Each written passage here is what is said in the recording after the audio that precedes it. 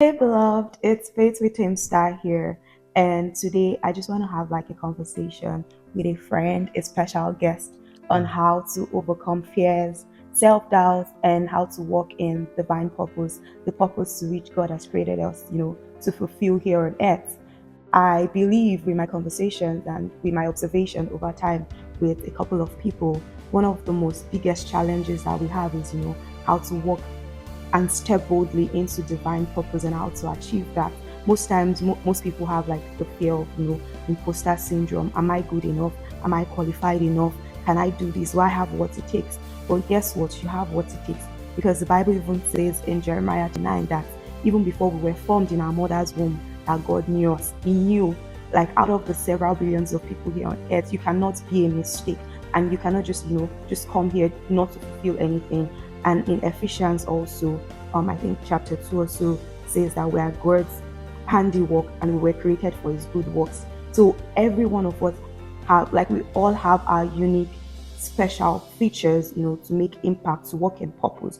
You are not a substitute, you are not a duplicate, you are unique. So I'll just be asking team here.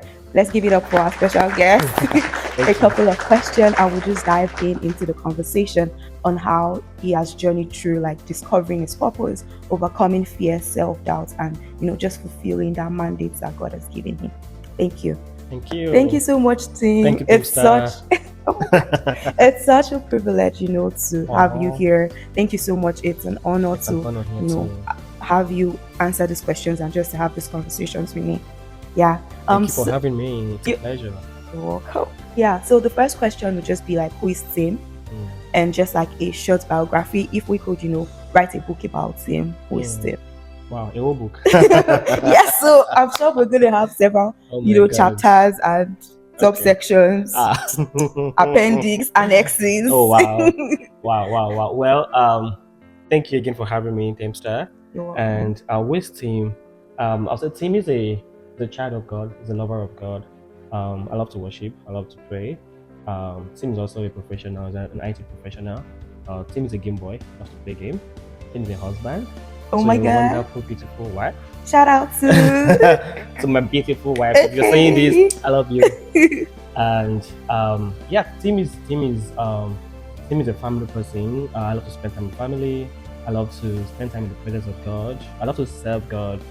That's why I love mixing sound. I love working in the tech industry, both either professionally or also in church places or NGOs. Recently, I've started this journey of becoming an IT consultant. So branching out of just 8 to 5 and consulting for businesses, and it's been a rewarding journey so far. So that's super high level. Wow. An IT professional, a tech bro, a sound professional, an IT consultant, a family man, a husband, and the list is just trying, to keep it calm. I'm sure the list goes on and on. He has like several other things to say. Thank you so much, Tim, for that introduction. Thank you. So I'm just going to dive into the second question after the introduction. How did you discover your purpose, and what has the journey been like? Would you say, you've discovered, or you are currently on a journey of discovering, and how has the entire journey been like? Wow, that's a very, very deep question. And I'm thinking through that question. I remember the first time I heard the word purpose was back when I was in college. I think my second year, and I was like, you need to spell purpose, that would be like your roadmap to whatever you're doing in life. And I remember, going on praying and fasting for a while, trying to just like, what is my purpose in my head and stuff. I would say it's a journey.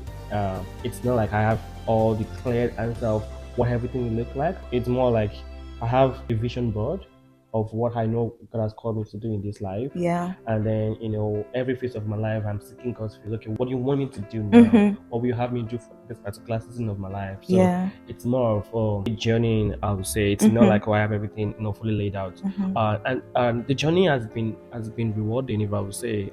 Knowing God, loving God, and willing to just have that close relationship with God has just been like the foundation. When that is there, then everything else just becomes like an extra on top of it. So it's been a journey, I would say. Yeah, just like he said, like the foundation is Christ. We all have one purpose, to bring people to Christ. And out of that major purpose, out of that centric purpose comes other, branches. The main purpose is to win souls for Christ. How can you do that?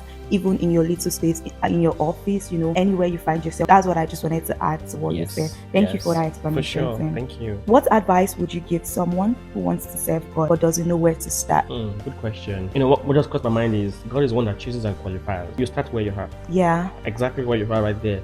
I think when we surrender to God and say, hey, God, I love you, I want to work for you, then He will start revealing things you can do right there, and show you what to do. It doesn't have to be in church. It's not only in church. Yeah. Church is one great place for sure, but it's not only in church. Like wherever you are, could be at workplace, it could be in your environment, it could be a community, it could be in social media, right? The first thing is to love God, and then to serve Him becomes pretty easy. For instance, right?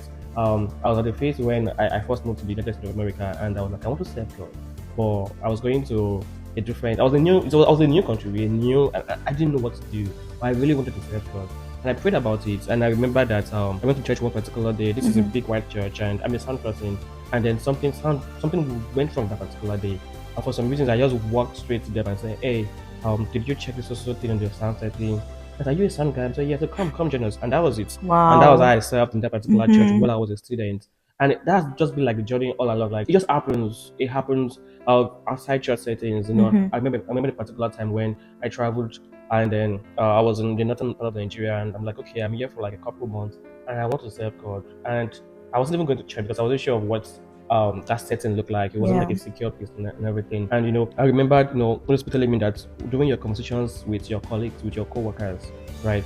Are you able to chime in Jesus? In that, because I was thinking of soul winning, right? That is a very great way to serve God. Yeah. And you know that I remember, just and they'll say, oh yeah, why not do this? Oh, would Jesus do this? No, I kept bringing up Jesus in my conversations. And after I left and a couple months down after I went back to my headquarters, I remember one particular day, one of the deputy just called me and said, "Hey Tim, I know you love Jesus so much. I'm going through this particular issue. Can you pray with me?" And Wow. I'm like, wow. I didn't even know that he's an ardent Muslim person calling me to say I should pray with him. Wow. And I didn't pray in the name of any other person than in the name of Jesus, right? And then he shared his testimony afterward, right? So those are like ways to serve God. It doesn't have to be, this particular way or any particular way. Just when you are, ask God and He will show you what to do. Wow, thank you so much for that, Tim. What I got from that was, just surrender all to God. Just take the first step.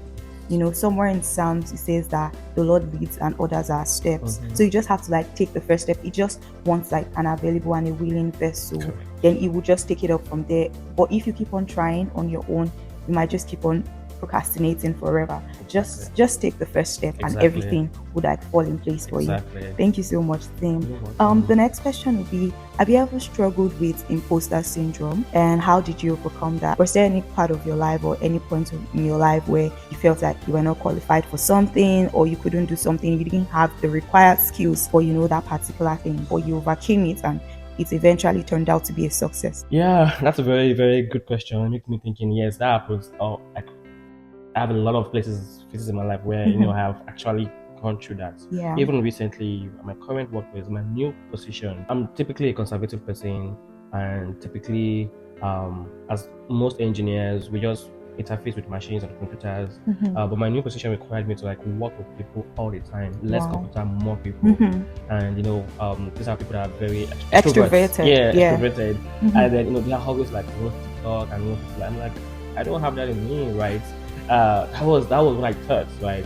But I always think about the fact that I want to share the light of God here, and I won't fold my hands by sharing the light. I need to do something, so I pray to God, and I ask God that whenever I'm in this arrangement where I need to show something, I should give me the right words.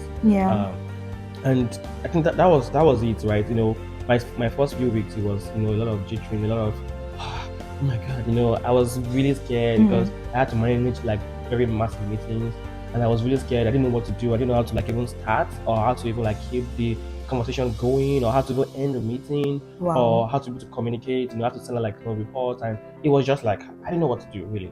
And but I prayed to God, and I also did upskilling. I watched some YouTube videos on how to be able to go through those, be a great person in this particular role. And I think that was how God helped me, and that's pretty much what I always do, right?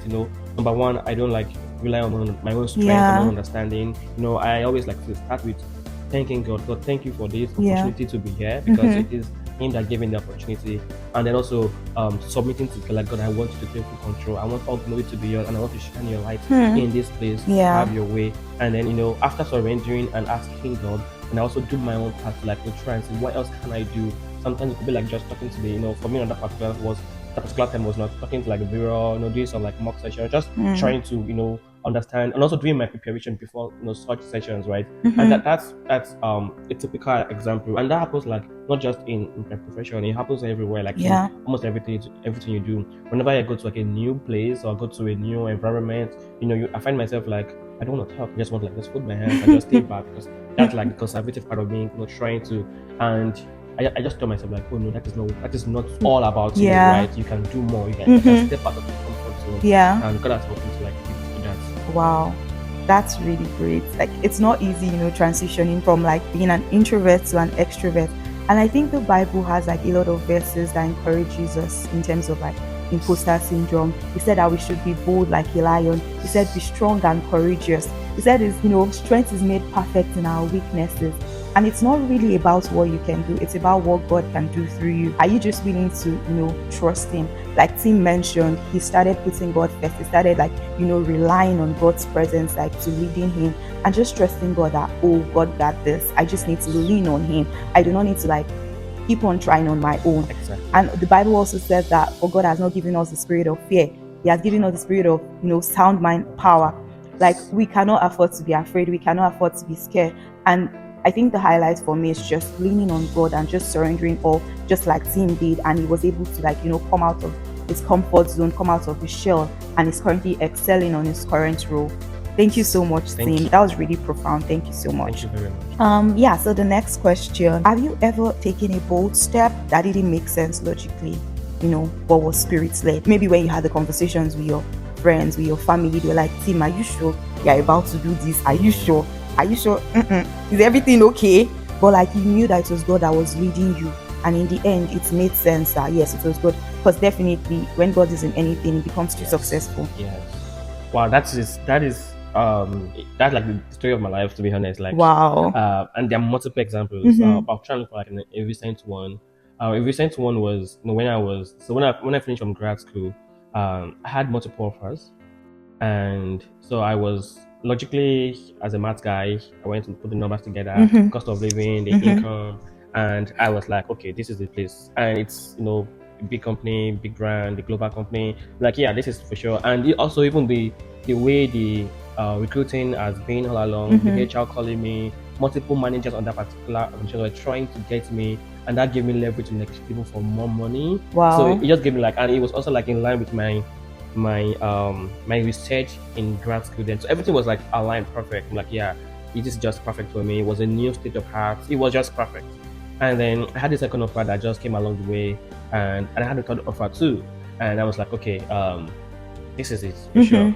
And then I remember one of my friends was sharing with me, he was going for a PhD program. He had like maybe 5 admissions, and he said he was going for this particular one, even though it wasn't like it wasn't the one that made the most sense, but because the Lord told him to do that. Yeah. So that also triggered like, Timothy, maybe you should pray more and just be sure, right? So I remember a particular day I was praying, and I went to the library. We had this water, fountain there. So I sat down there and I was just like meditating, and then it just broke my mind that you're going to the second option. Like, wow. Don't let's do that. Wow, God, are you serious? I mean, the first one has more money. Has everything. And like, don't let's do that. And then I was like, yeah, and then it just kept getting like stronger in my spirit, and this is where I was going. I was like, okay. So I went to like talk to someone that was moving to the same city as where I was going to, and I told him, this is my offer. And he said, just assume if this is all you have, just know you don't have any offer and start looking for a job, because there's no way you can afford that particular city with this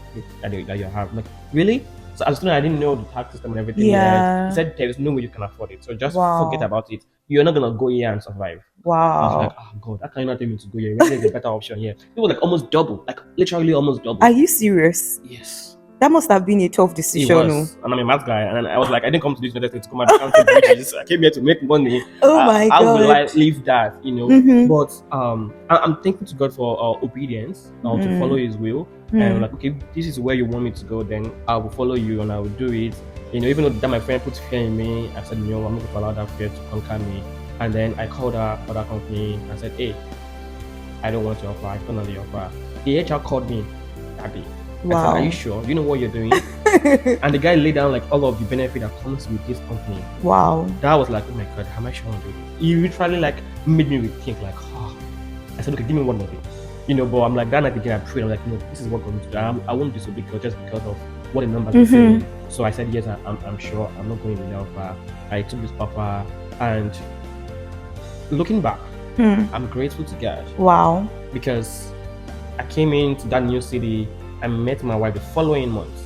Wow. Of going to that city. Wow. And on that particular role, God blessed me beyond what I can say. I can't even share it on the live video. Okay. I'm going to see you behind the camera. Yeah. God really blessed me, right? Wow. And when I look at my other, like, I met some people doing interview that took their offer, and I look at where they had today and look at where God has put me and placed me, it can only be God. It can only be God. No, that might not make sense. Yeah, nothing might make logical sense. I remember when I was talking to one of my mentors there, and he was like, are you sure? I'm like, yeah.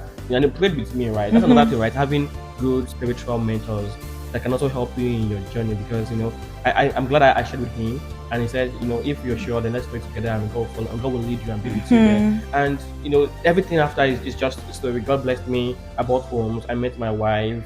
Blessed me in every area. Like things that I did not even imagine I'll be able to achieve in 1, 2, 3, 4 years. Wow. I did beyond that, and that was just because of obedience to God's leading. Oh my God. When the Bible said the steps of the righteous are ordered by the Lord, that is really true. Wow. Yeah. That is a great testimony. If you had gone there, maybe probably you would have not been married now. You'd have not achieved the things that you achieved within that short, span of time. Like Tim has just encouraged us, even if it does not make sense. Sometimes it's easier said than done. But even if it doesn't make sense, just trust God and just trust His leading. So far as you know that it is God that is leading you, what He said about having a community is really important. His mentor did not say, even though the thing in the physical, it was looking like, it didn't make sense, but his mentor did not force it on him that, I think you should do this because I'm your mentor. He also respected the fact that God was leading Tim to, take that particular offer, and he just supported him, making God priority. So that is really important. Apart from getting a mentor, getting one who would also, respect what God says to you. Yeah. So I'm just going to go to the last question, and the last question would be, what role does prayer play in your life? Yeah. Wow. I mean, that's everything. Prayer plays everything. Like, so this is where I see it. Either you're in your blossoming phase, you pray to God to keep it blossoming. Either you're going through a challenging time, you pray to God, take your challenging time. Yeah. Either you are in a state of you don't know what to do, you pray to God. When you have clarity, you pray to God for courage. Yeah. When you are achieving things, you pray to God for help to finish well. Yeah. Like, there is no phase of your life or of my life that prayer does not play a major part of it. And I see prayer as a communication skill. Right? Yeah. That's how I'm able to communicate with my Father. When you plant a seed, if you don't water it, it's not going to grow. So when you have a relationship and you don't feed it, it won't grow. So, and the way to feed my relationship with my Father is to pray. And so either I'm doing a project or I'm just chilling with my Father. And so prayer plays a critical role, and it plays all the roles at every phase of my life, in every area of my life. Wow, thank you so much, Tim. When you were speaking, what just came to me was pray without ceasing. I think that is in 1 Thessalonians. Like, the Bible encourages us to pray without ceasing, in the good or bad. Prayer doesn't necessarily mean like asking God for things all the time. It's like a communication. It's just like a love relationship. If you're in love with someone, you'd want to like talk to the person every time, and just to love on the person and all of that. And it's just like prioritizing your Father, having fellowship with Him. Like, it also shows that you're really humble and you cannot do life on your own, that you need Him. I feel like that's another thing about prayer. And Proverbs also talks about trusting in the Lord with all your heart and not leaning on our own understanding. It shows that our understanding is limited and we need the power and the supremacy of God to intervene in our life's journey. That is another reason why prayer is very essential. Wow, thank you so much, Tim. This was such a very incredible conversation. Thank you for pouring your hearts, you're sharing your journey of faith, how you started walking in purpose, how you discovered purpose, and putting everything at the center. Like, God is the reason of this. Winning souls is the center of like your purpose, like why God brought you to this world, and like sharing your your challenges, like how you navigated through those challenges, how you overcame your imposter syndrome. That was really good. Thank you Thank so you. much. And yeah, thank you so much for watching and listening. I'm sure one or two things would bless you from this video. I know if it's you that is currently thinking, oh, what do I have to do? Am I sure God has called me? Do I even really have a purpose? God definitely has a purpose for you. He has a purpose for you. That is why you're here. The major purpose is for you to glorify Jesus, for you to glorify God in you, because you are his masterpiece. You are a good handiwork created for his good works. So just step out of your comfort zone. Just start in the little ways you can.